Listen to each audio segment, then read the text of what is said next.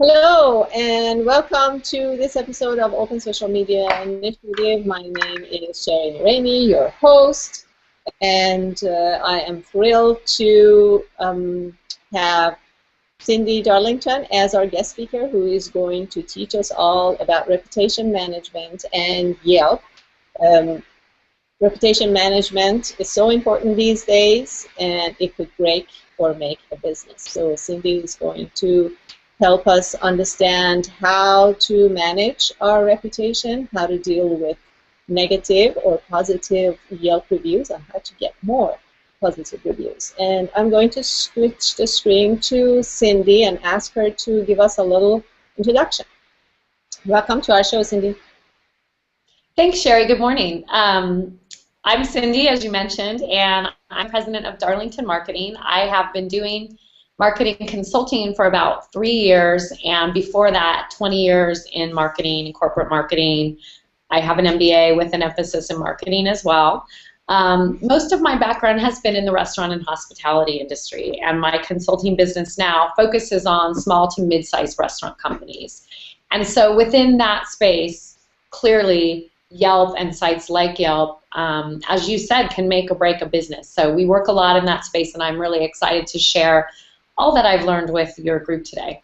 Great, and I understand, I hear so much about retailers and local shops being so nervous about Yelp because, and I've seen articles where people had to go to court to try to clear their name or have Yelp show them the anonymous review so they can clear their names. So it's a big sticker, isn't it? It is, and people tend to love or hate Yelp. I would say people mostly hate Yelp if you're a business owner. If you want to kind of show that first slide, this is just a little snippet of things. Okay. That we've has a set of slides for you, and we're going to go through the slides. The first one is just kind of a little snippet of things that I pulled from online. There are multiple Facebook pages dedicated to helping Yelp or hating Yelp. There are multiple ways for businesses to be proud that people hate them on Yelp. They wear shirts with their bad reviews. They put up these signs. It's become kind of almost a joke to business owners. But I will tell you, and you can switch off of that slide now, it is no joke. Yelp is here to stay. It's not going away. And I'm going to speak specifically today to Yelp, although these practices generally apply to other sites. I'm talking about things like Angie's List, Urban Spoon, TripAdvisor, etc. So today's talk will be primarily limited to Yelp, but the way that these sites are going about getting reviews and filtering reviews is really similar across the board. So on Yelp right now, there are about 47.4 million reviews. And they're getting about 100 million unique visitors every month. Wow. So it's the top review site, and you can see here the demographics are just right in where any business would want them to be. 50% of the people are, about 50% are in the 18 to 34 range, 36% 35 to 49 range, and then 50 plus, they actually have quite a few people using Yelp as well. And you can see that the income level skews quite high, and they're attracting a very educated following for people who are on Yelp. So as I mentioned, these are just the kind of people you want to come and utilize your business. So you can switch off the slide screen for now, Sherry. Oh, just a second. I have to come to. All right. Okay. So it's the first time I'm seeing a demographic of Yelp, which is fantastic. It's great. And the other thing that's really interesting about sites like Yelp is they are super relevant in people's lives. 79% of consumers say that they trust online reviews as much as they trust personal recommendations from friends and family. That statistic is astounding to me. It's basically saying I trust what I read online on these review sites as much as I trust a word-of-mouth recommendation. And so you can see why these sites are so important. And with Yelp, the top reviewed business is actually not restaurants, it's shopping and small retailers. And so shopping and restaurants are the two top reviewed businesses on Yelp. And so for them, it's very, very critical that they get these recommendations and people are on there reading about them. You can show the infographic now that I have on there about the immediacy. It's the next slide. And it shows not only is Yelp relevant in people's lives, but there's an immediacy to people going to Yelp and making a decision. So it's the next slide after the demographic slide. Does Yelp lead to local purchases? And 93% of people say either always, frequently, or occasionally after visiting Yelp, they will go to a local business. So people are not only visiting Yelp, those 100 million unique visitors, but they're acting upon the information that they find on Yelp. Mm-hmm. Not only that, there's an immediacy to Yelp. 89% of people on Yelp make a purchase within a week of visiting Yelp. So people are on Yelp and other review sites, and they're making decisions quickly, and they're making purchases based off what they learn on these sites. Mm-hmm. And mobile usage is growing. In 2013, 25% of the reviews came from mobile devices. I would imagine even a year later that stat has gone up quite a bit.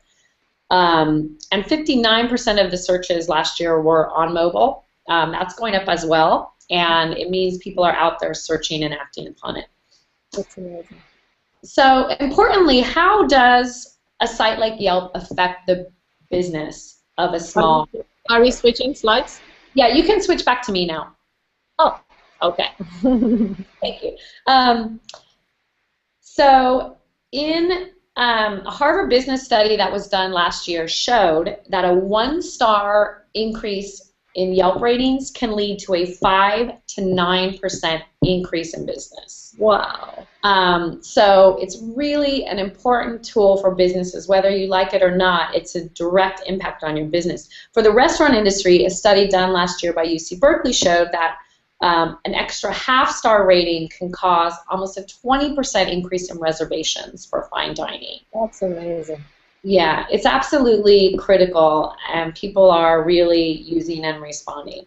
And so the most important thing that you need to know as a marketer utilizing Yelp is that Yelp is not about you. Yelp is existing for their own credibility. Yelp is there to build a site and a trusted brand that users will feel comfortable with. It's not necessarily about promoting your business. So let's look at a couple myths. There's a lot of rumors out there about Yelp. One of the biggest rumors is that all Yelp reviews are negative. So I have an infographic. You can put up the pie chart that shows the average Yelp ratings. Sure. And this will help us kind of break down what people are doing on Yelp. And surprisingly, for some people, the majority of reviews on Yelp are positive. There are 41% 5-star reviews right now currently on Yelp, 26% 4 stars, and then when you go down to 1 star, you see that only 13% of the reviews are 1 star. So primarily what is coming into Yelp are people giving positive reviews. So that's a good news for your business. But in a way, it's bad news for Yelp. Yelp is at a crossroads right now because what they're finding is that as the stakes of Yelp become higher and higher for businesses, there is a much greater potential for fraud. Mm-hmm. So this is a really important statistic about Yelp. A Harvard business study last year determined in 2013 that 20% of Yelp reviews are fake. That's compared to only 5% of fake Yelp reviews in 2006. So you can see that the potential for fake reviews are going up, and they also found a couple of things about reviews in terms of how this fraud is increasing. Restaurants are more likely to engage in review fraud when they have fewer reviews, so they're trying to bump up their reviews and make them positive. Restaurants that have had recently bad reviews are more likely to engage in positive review fraud. That's kind of the obvious that they're trying to improve their star rating. A chain restaurant or a chain retailer is less likely to engage in fraud. These are small businesses generally that are doing it. So Yelp is really at the point where they're concerned about their credibility. They're seeing all this fraud out there, and they're introducing tools on a daily basis to help improve their site and make it credible. So right now they're focusing on their recommendation software, and this is the software that they run in order to weed out reviews that are not credible. To quote them about their recommendation software, Yelp says, "We have recommendation software for each business page on Yelp. The importance of this is to help keep Yelp useful and not allow it to be clouded up with reviews that may not be helpful to people trying to decide what businesses to connect with." So when you go to Yelp, you've probably seen that you're getting reviews that are recommended by Yelp, and Yelp will filter out reviews. And this is something that Yelp is doing more and more lately. In fact, right now Yelp is only recommending about 3/4 of reviews that come into a page. So you will see that 1/4 of the reviews are filtered out, and the filtering may change over time as the person's profile changes, as the engagement of the user changes, and I'll explain a little bit about what gets disqualified and what doesn't. But if you want to show the next slide, it shows by star ratings on Yelp what reviews are published and what reviews are filtered. So you can get a sense that the highest rating, the 5-star reviews, are subject to about a 40% filter rate. Wow. Yeah. It's huge, and we'll kind of go through what gets disqualified and how to make sure that reviews are getting qualified and getting published. But you can see that the 4-star reviews tend to have the highest publish rate, and this kind of gives you an idea of what their algorithm might be looking for. They're looking for kind of the highest reviews because those tend to have the highest rate of fraud. So let's talk about what qualifies a Yelp review. I think this is really important to know from a marketing standpoint. When I'm advising my clients about Yelp and how to engage their customers with Yelp, I think it's really important that they understand what Yelp is looking for in a review. And right now, the key to qualification through Yelp size is engagement. Yelp wants their community of reviewers to be connected and engaged within that community. And I think it's better first to just talk about how you don't get published on Yelp. What are the things that take a 5-star review or a 1-star review and get it filtered out on Yelp? Well, the Yelp algorithm is looking for a number of things. They're looking for people that might be connected to a business in some way. So they will look for somebody that mentions family, friends, or I'm a customer, I come here every day. They look very, very strongly at mass review companies. There's a lot of companies out there right now that's promising that they can get bad reviews off your page or that they can help you get better reviews. So Yelp's algorithm is looking for reviews that are from the same URL, the same server, reviews that originate from the same computer, reviews that might have something to do with the business in the URL. They look for something for reviews from different countries or maybe from areas where the business isn't located. For example, if you're working with a company in India and there are many that tries to help you with Yelp reviews, Yelp will sniff that right out. They're getting very, very good at all of this. And importantly, they're looking for people who write reviews and are engaged with Yelp. You can go to the next slide and get a sense of one of the main things it takes to see reviews on Yelp. This is the percentage of filtered reviews by user review count. So you can see that if you have only 1 review, your review is about 70%, has about a 70% chance of getting filtered, getting taken out of Yelp. And then you can see how that goes down over your user review count. Now, if you've done 15 reviews, you still have a 15 to 20% of your review getting filtered based on some other factors that I'll go into. But the #1 key to reviews getting published on sites like Yelp, TripAdvisor, etc., is having people who are on there writing reviews. So when you're a business owner and you ask your friend to go write a positive review and they've never logged into Yelp before and they go on and do that review, it's almost guaranteed to get filtered out. The other reviews that tend to get filtered are from people that don't have a profile photo or a profile page built out. So on Yelp, you have an opportunity to link your Yelp profile to Facebook and other social sites. You can provide additional information about yourself, demographics, zip code, things like that.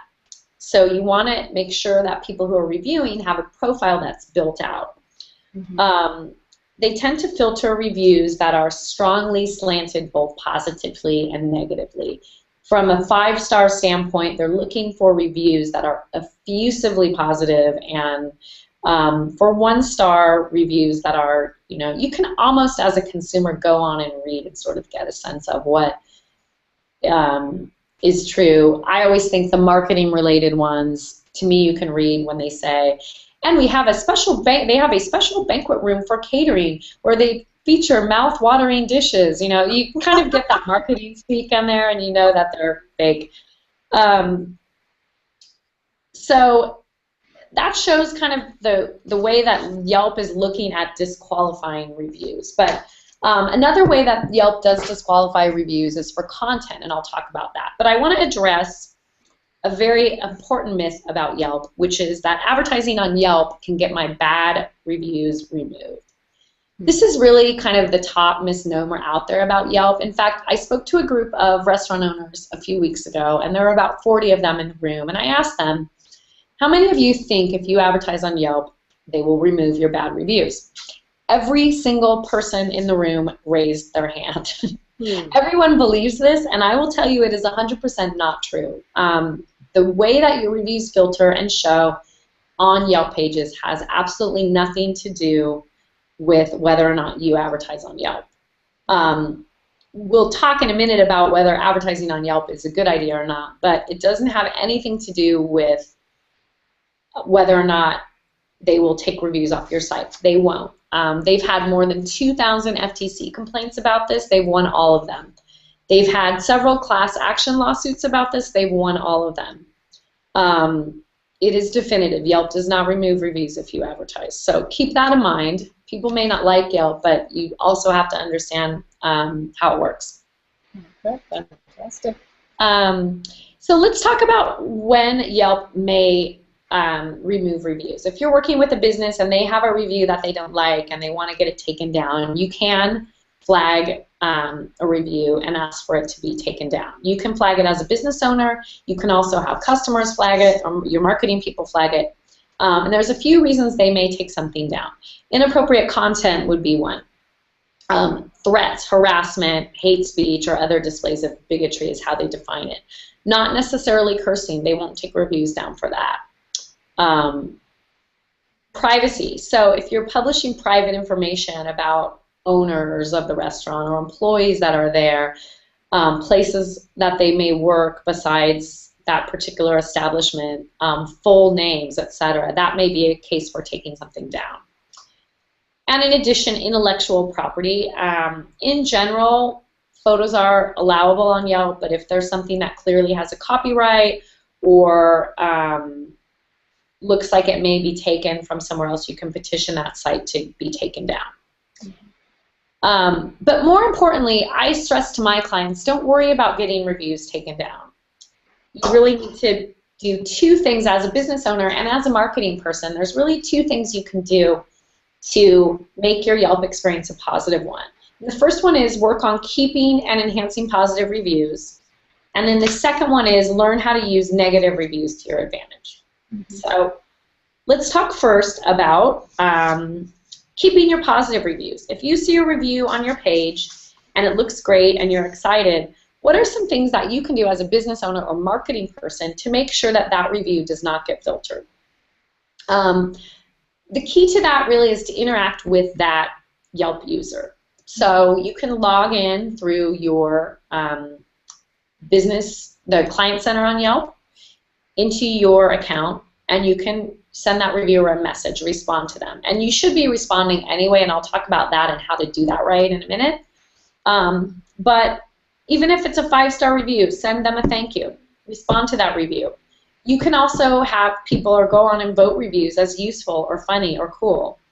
So try to have some interaction with that reviewer. As a Yelp reviewer or as a marketing person, the ways to get your reviews published and make sure that they stay on sites, there's a few things. And there's a great website called LocalVox. It's localvox.com that has a lot of these great Yelp tips. The first thing that they mention is write a bunch of Yelp reviews, and that's obvious. We looked at that slide before. Yelp wants real people giving real reviews. You can connect your account to Facebook, build out the profile, etc. You can friend people on Yelp, as we talked about, building that community. One important one is downloading the Yelp app and checking in. So if you check into a business and then you review it, Yelp then knows that you are at that business and you're doing a real review in real time. So as a business owner, you can really suggest that people download that Yelp app and check in. In fact, I work with a few restaurants where they do check-in deals and they do things with the check-in feature to try to encourage people to make that part of their process. And then importantly for reviewers, take time. You don't go from 0 to 100 reviews in one weekend. You really want to be on Yelp, reviewing and building, and certainly as a marketer, I think it's important to be on there giving those reviews so that you can start interacting with that Yelp community and understand it for not only the businesses that you're working with, but as a user. So understanding both sides of Yelp, to me, is really helpful. So what if you're a business with negative reviews? What do you do about that? Well, the first thing that I tell my clients is you want to look for the positive and the negative, which means what can you learn from the negative reviews? You know, the top thing generally that you can do on Yelp to increase your positive reviews is to provide great service and a great product. And even if you're doing that, there's going to be people on the highs and lows. I say kind of dismiss the outliers. I have a few owners that say I stopped reading Yelp reviews because there's people that are on there that are incredibly hurtful, and I'm sure all of you understand on social media you have that effect. I've never understood how someone getting a burnt English muffin can go on Yelp and basically talk about how it's ruining their life. People take it very seriously.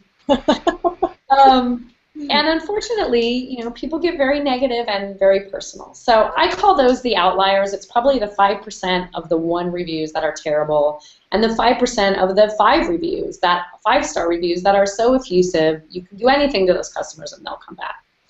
So dismiss those outliers and look at the 90% in the middle, especially the 2-star reviews, I think are a great place to focus. Try to understand patterns. Do you have an issue with service? Is it a pricing issue that people are unhappy about? Are they mentioning specific employees? And if so, how do you address that?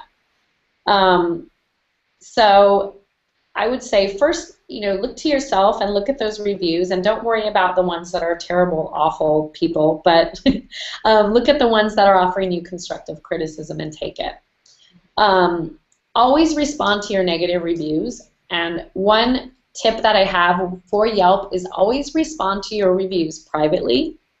It doesn't generally do any good to respond to negative reviews in a public way. So Yelp will offer you 2 ways to do things. The only time that I would use public responses is if someone is bringing up an issue that has been fixed. For example, your hours are wrong on your website. You can go on publicly and say, thanks for bringing that to our attention. We have fixed our hours. Just to reiterate, these are our business hours, that sort of thing. But as far as a complaint, respond privately. Remember that the customer is always right. Yelp will tell you that right before you're about to hit send. It does you no good to argue with people. In fact, sometimes that's just what people want. I have a restaurant owner who had a child who was sick in a restaurant and wrote a really scathing Yelp review about how she didn't think that the people cleaned up the mess quickly enough. And the owner went on and responded and was like, we shouldn't be cleaning up your kid's mess. I mean, it was really a horrible response. And the woman reprinted it and posted it on Yelp. So it's almost like this is exactly what people want, to bait you into doing something like that, and don't do it. A typical great response is, I'm very sorry to hear about your experience. This is not the sort of service we strive for. I will be speaking with the employee mentioned or speaking with the manager to assure that we use this as a learning experience. We would like to invite you back in to have a meal on us, or have, you know, a discount on your shopping experience, or do the repair again or whatever the issue is, please ask for me when you come in, or please let them know that you're here based off of Yelp review, something like that. Mm-hmm. And surprisingly, people, when they calm down, will often respond to those messages and say, thank you for getting back to me. But taking that calm approach and taking the approach that the customer is always right, I think is really the only way to do it.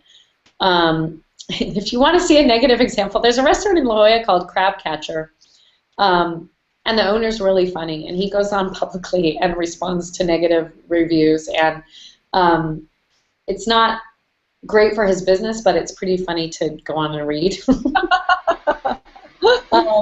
Makes good case studies for how not to do things. It's a great case study. The other funny thing about Yelp that happens is people kind of take over Yelp pages, and I noticed that there's a couple of pages that are based off the TV show Breaking Bad.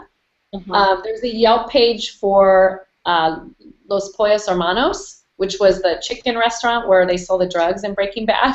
They actually have a Yelp page. They have 3.5 stars. There's also one for Vamonos Pest, which was the pest company that they started. So it's kind of funny how engaged people are with Yelp, and they take over these sites and they make these kind of fake profiles even for things out of television and movies. But when you are responding, again, keep it simple, keep it private, keep it positive. Those would be the rules that I would tell you. And I will say respond, because there's a lot of positive. Most people in marketing understand that statistic that a customer who has a negative experience and has a positive service recovery is going to become a more loyal customer in the end than someone who never had a problem in the first place. So if you look at Yelp as a tool to help make that service recovery, it can really be something useful. And lastly, I want to talk about just managing your reputation on Yelp. Overall, you should be on Yelp as a business owner or a marketing person for a business. I'm on most of my clients' Yelp sites at least 2 or 3 times a week. Some of them I'm on daily. And interacting with the customers, building out the profile, so making sure that you're claiming your business, making sure that you're building it out with all the information that you think is relevant, just increases your interaction with customers. Make it easy for people to review, remind them to review, remind them to check in, etc. But don't solicit reviews. This is really, when people go overboard in soliciting reviews, they tend to get a lot of reviews that are filtered. So you want to remind people to do it, but not overly solicit reviews. And what about advertising on Yelp? So a lot of clients of mine ask about advertising on Yelp. I've worked with a lot of them on advertising on Yelp, really with mixed results. We have, relative to Yelp, worked with them, and they generally have a 6-month to 12-month contract that they want you to be in. Advertising gets you an enhanced profile, which is nice. You can add photos, you can add video to your profile, and that's great.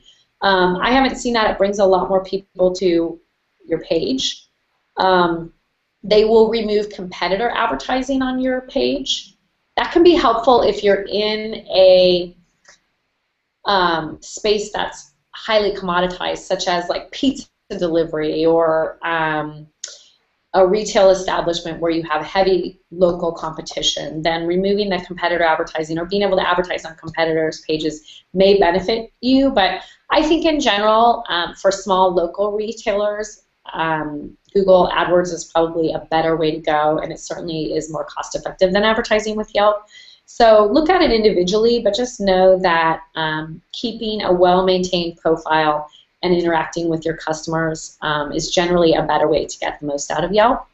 And if you do have a high rating on Yelp for an extended period of time, and that is kind of a moving target, but Yelp will add you to the People Love Us on Yelp program. They'll send you stickers for your window and badges for your website, etc. So you can sort of earn some love from Yelp that way if you have a lot of positive reviews on Yelp. So with that, I have a question. So let's say most people that have either restaurants or they have local businesses, they might not be very tech savvy because placing AdWords ads, it's just something else to learn. So there's always this balance of, okay, how much time where I could be generating money, serving my clients, earning an income, should I take away and then spend on learning how to do AdWords or hiring somebody? So would you say that, let's say for a restaurant or a hairdresser or a local shop, it would be, if they don't have if they have those kind of restraints, just to stay in one place on Yelp and just advertise there and build their presence there? Or should they go and learn how to do AdWords? How do you divide your resources as a small shop? Mm-hmm. That's a great question, because I know for my clients, they're usually looking for things that are turnkey. And Yelp advertising is very turnkey. They generally have an ad manager that will work with you to set up your ads, and so it's a benefit that way. The downside is you're locking yourself into a relatively large financial commitment, and you're doing this for an extended period of time, and you don't have the immediacy in reporting like you see on Google+. So I would say, it's worth taking that time. I mean, AdWords. It's worth taking that time to learn AdWords. It's pretty easy, and they'll walk you through the first one that you do, and then it becomes relatively automated. Mm-hmm. But if you have more money than time to spend, Yelp may be a place for you to look, because they do make it really turnkey to get started. It's easy. Now this brings me to a question that Fernando has, one of our audience who's watching right now, and he says, which one is better, Yelp or Google Plus, to ask a customer to leave a review? Because when you have a Google Plus page, that's kind of connected to your presence on the whole Google search page, and the reviews that people leave on your Google Plus business page becomes part of that review that people see when they do a search, a local search. And I think I don't know, which one? Is it better to have both of them, or is it better to focus on reviews on Yelp and then focus on ads on Google? Great question. Of course, the answer is both. It's a tough one, because Google Plus is a great place to get reviews. It's going to help you with search, and it's going to help with that whole search strategy. And to me, being on your Google Plus page and being active there, posting photos, etc., helps lend itself to that strategy. And so I think it's important. I think if you're going to solicit reviews from people, Yelp would be the place to put them initially, because that's the one that's really getting kind of that critical mass of people at the moment. However, I don't think you ever want to get into a situation where you're asking people, oh, review is here, and review is here, and review is here. I think a lot of that just happens organically. Make sure that all of your pages are linked to all of the sites where people would have availability to review. But I think if you're going to ask, or if someone says, I want to write a review, where should I do it? I think your first choice should always be Yelp. Okay. But Google Plus is great, because I don't think they have as complicated as a filtering algorithm right now as Yelp. Most of our reviews seem to make it into Google Plus. So certainly for friends and family, that might be a great place to start. I see. And then that leads into your answer leads into Linda's question, who's asking, what can you do to encourage customers to leave reviews? Well, as I mentioned, making sure that all of your sites have synergy. So if you have a website, you want to have a link to Yelp or TripAdvisor or wherever your review site of choice is. TripAdvisor tends to be more towards the travel side. And the link to Google+. All of those links are really important. I like to encourage people on social media now and again. Have you visited our page in Yelp? We have some great photos.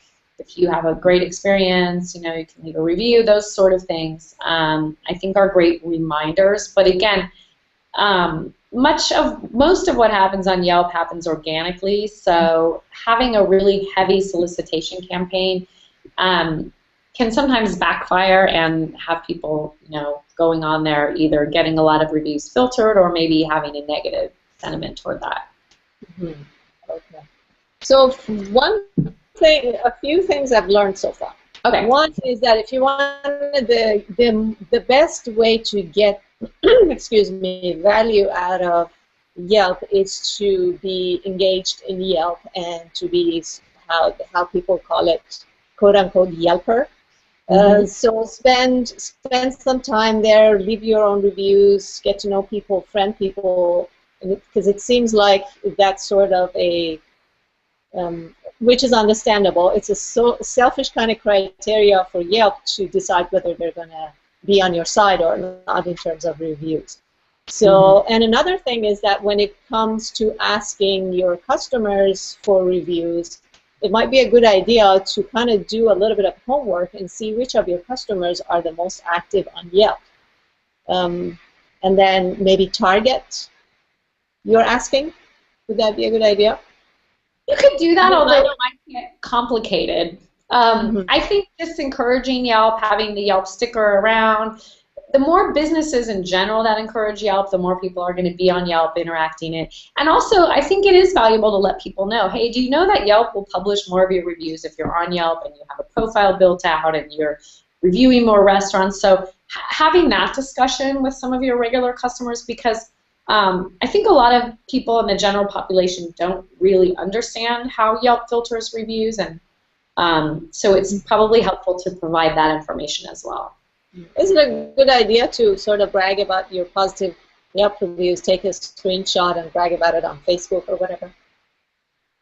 I think it absolutely is. If you have a good rating on Yelp, absolutely brag about it, and you should, because it is really hard to get to a 4- and 5-star rating on Yelp. And so I love when people have that out there, and you've seen that people take that very seriously. This is the future of word-of-mouth marketing. So if you have that positive feedback, by all means, shout it out. Okay, thank you. So do you want to cover the rest of your slides? That's all I have. I have one more slide that has my information. If you have additional questions or you want anything clarified, you can visit me on email, call, or Facebook, and I'm happy to answer any other questions. Okay, fantastic. So let me turn off the screen share. And as I said, you know, probably in a few months I'll come back and tell you what's new with Yelp now and a lot of these sites, and I can do more specifics on Google Plus as well and their review function. But it's changed so quickly, you really have to keep up with it. That's fantastic. So it's almost managing your Yelp presence. It's almost a full-time job, but it's a necessary evil. It is, you know, it seems like it is. It's like any social media site. You just have to be on there and you have to be engaged. It doesn't have to take a lot of time, but embrace it is the best advice I can give. It's not going away. You got to be part of it, and you got to embrace the good and the bad of it. So would you say the other review sites that we didn't talk about, they're basically the same thing, right? You need to go engage and be an active part of the community in order to have a good experience. Is that true? Yeah, they're becoming more and more like that, and again, it's the credibility that they want. So a site like TripAdvisor, where they used to publish everything that was on, they're now looking at people who are voting reviews up and people who are doing more reviews, and so I think that's going to become a common thread through all of these sites that you'll see in the future. And I heard recently that Foursquare is basically discontinuing or separating their check-in feature. So they're going to be mainly that read that on a blog somewhere. I don't know how accurate that is or when it is happening. So it seems like the place to check in, if Foursquare is doing that, seems like the place to ask people to check in is Yelp. I would say what we usually look at is Yelp or Facebook check-ins, and we've kind of been moving away from Foursquare for the last couple of years just because their numbers keep going down and they're getting, you know, a lot of the check-ins are kind of getting absorbed into a larger site like Yelp, as you said, or Facebook, where people can check into your establishment and then you can actually interact with them on your page. So that's a good way to go. Okay, and so for Facebook, check-in offers would be a good idea, and on Yelp. Is that correct? Definitely, if you can execute them, offering somebody something to check in, we're doing a lot of offers now that aren't really necessarily geographic check-ins, but posting a photo on Instagram and tagging it something, those kind of things that are location-based, but not necessarily a check-in site. Like with Instagram, you don't need to check in because you're there and you're taking the photo, so that's a great way to do it. So you just, with Instagram, you just give a hashtag. So they just have to use a hashtag and then they're in, right? Exactly. Like, for example, I have one restaurant that's trying to get more photos up of their dinner. They're very popular for breakfast, but they have new dinner items. So we're asking people to Instagram photos of their dinner, and if they show it to the server, if they hashtag it, if they're there, they can show it, or they can hashtag it, and then they'll get a dessert by showing. Things like that where you can really get people interacting while they're there actually taking that shot. Fantastic. Well, Cyndi, I learned so much. I'm so excited for my students to watch this presentation, and I said it's going to be a part of the curriculum in the future quarter, and then I'm so happy that you've offered to come back because I know that these things change quite a lot. Do you want to say anything as a wrap-up, or? Can you just ask one of their questions on the final, does Yelp take off negative reviews if you pay for advertising? So we've totally taken care of that myth, because I hear that so often. Everyone believes it. It's crazy. So if nothing else, we put that to rest today. Fantastic. Well, thank you very much again, and I'm looking forward to having you some future time. Great. Thank you for having me, Sherry. Have a good day. Thank you very much for coming, and we don't hold OpenSM HOAs as often as we did, but when we do it, we can be sure that it's going to be of very high quality, as you saw today. So subscribe to our channel, follow Cyndi, she's fantastic, and we'll see you until next time we bring another fabulous speaker and all of us learn together. Until next time, goodbye.